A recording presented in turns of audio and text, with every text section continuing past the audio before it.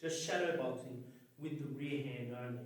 So we're now going to be moving around, moving forward and backward, keeping that lead hand up nice and high, and looking to sit down and throw those rear hand punches. Think about the ones you've got. You've got your straight rear, you've got your rear uppercut, your rear hook, your rear body shot. You can even level change and throw a rear cross to the body. Okay, be aiming for the solar plexus there. We're going to touch on that in an in-depth lesson. But you are just moving around, throwing all of those punches.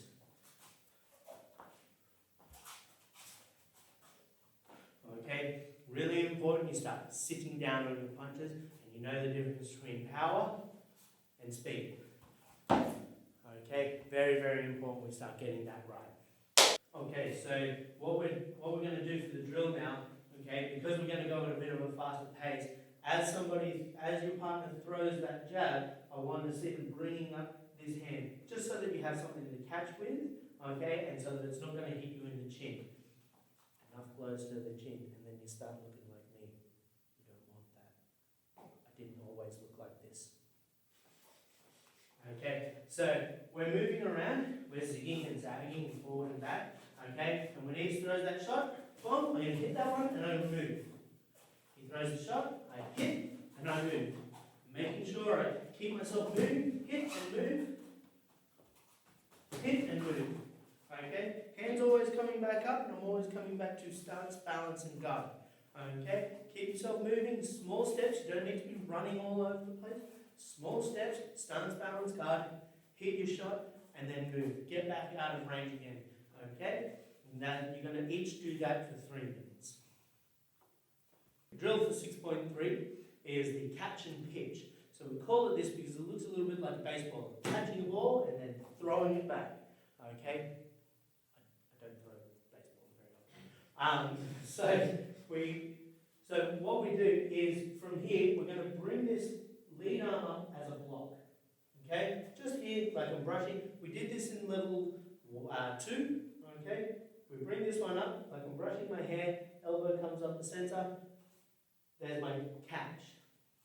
Boom. And then the pitch is I'm coming back with my uppercut.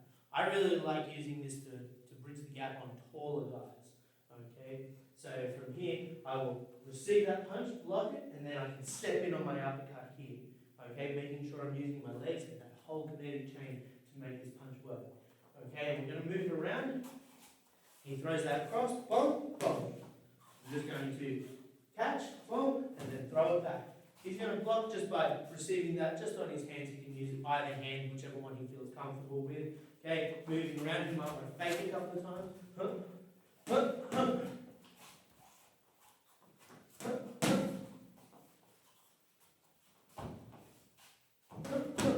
Okay, and you're each going to do that for 3 minutes. I'm going to set this up. I'm going to take the lead here. So I'm going to double jab cross, and then when he fires back at me, I'm going to step off and throw my hook. Okay, I'm going to throw it to Yves' shoulder because I like his head the way it is. I'm not going to mess him up any further. He doesn't need that in his life.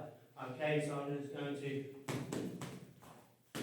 Okay, I'm getting in close enough where I can bring my hook to bear because it's a short range punch. Okay, then I'm just stepping offline. Okay, making a small angle just off to the side and then throwing that hook. Okay, I can bring in a lot of power. Okay. Moving around, and I will double that cross, step, hook, and we can move again. Make sure you hit that one and then you move. Now, big problem that I see most people make the first time is that double jab cross, step, hook, and then they go here, and they step back in front of their opponent. Don't need to step back in front of your opponent. You should keep moving off to this side. If you can, keep moving all the way around the back of him. You can't hit him in the back of the head, but he can't hit you at all. You can come in this way. But the last thing you want to do is step back into the center line of your opponent where he's going to start hitting you back. You just hit him. He's going to try and hit you back now. Okay? Don't give him the opportunity. Keep moving off to that side. And you're each going to do that drill for 3 minutes. So for this, it's a little bit deceptive. We say high, low, then there's another high. Okay, so I'm going to jab to the head, cross to the body, hook to the head. Okay, that's the high low. Okay, I'm going to 1, 2, 3. What I'm aiming for here is I'm aiming to get people moving their hips, changing their level. Okay? 1, 2, 3. Move. 1, 2, 3. Okay? As we just saw, you can use that elbow to block. Okay? I don't mind that because a combination is the sum of all of its parts. It's not that I'm just trying to hit this. Okay? That's great if I do, but I'm trying to hit every punch. Ideally, the last punch, the hook. 1, 2, 3. Okay? Making sure feet, hips, legs, the whole kinetic chain is working. 1, 2, 3. Really important to get all of those things to work together. And we're each going to do that for 3 minutes. Okay, so the drill for this is going to be one of my favorite combinations of all time. Okay, it's beautiful in its simplicity. A simple jab cross, pivot step, jab cross. It's easy. 1, 2, pivot step, 1, 2. It's so simple, you'd almost think it would never work, but it does. The boxing is made up of the simple things done well. Okay, so it really is. I'm just moving a little bit to my lead side, in my case, my left. I'm going to have that pivot step, and I'm going to throw my second attack. I've hit him, I've off-balanced him, I've made him attack back and got him out of his guard, and then I'm going to throw my second attack. So I'm going to 1, 2, pivot, 1, 2. Making sure feet are underneath me the whole time. Stance, balance, guard. We don't stop thinking about that. 1, 2, pivot, 1, 2, and then I move again. 1, 2, pivot, 1, 2, moving again. Okay, always keep moving, but when you get time to throw those punches, sit down on your shot, just like we said in the intro to this level. Make sure you're using that rear leg to drive the power through. The whole kinetic chain starts down there, goes through the whole body, reaches your opponent with a lot of power and fury. You're going to do that each for 3 minutes.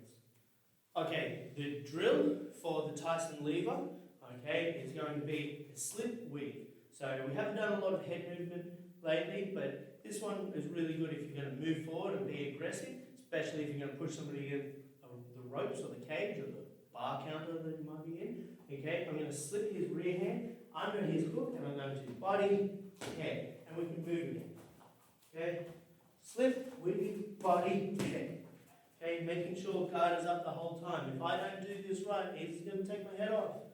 Okay, so I'm going to slip, weave, body, head. Moving around. Slip, weave, body, head. Okay, using your legs the whole time. Really important. Okay, each one of you should do that for 3 minutes until your ribs give out. So all I'm trying to do is touch Yves on the shoulders and all the knees. Okay, I just got it 4 times. It's got 4 push-ups to do.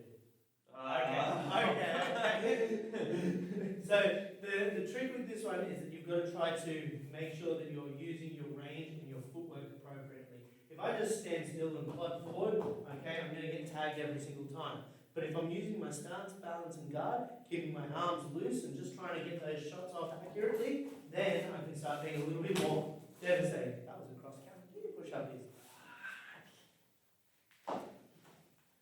Okay, so moving. Remember your face.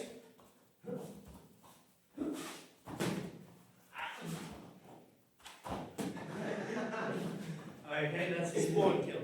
Alright, so you want to play that game, well, you can play that game all day long if you've got the energy to it. Your arms are going to get worn out from doing push-ups, but we aim for about 2 or 3 3-minute rounds of that one. And if you've got a couple of people in your group, mix it up, change every minute, change every round. There's so many different ways you can play that game. Okay, it's a great way to get something similar to sparring done. Push up. It's a great way to get something similar to sparring without giving yourself and your partners brain damage. It's a great way to practice that footwork. Okay, this way and that. Okay, making sure stance, balance, guard is on at all times.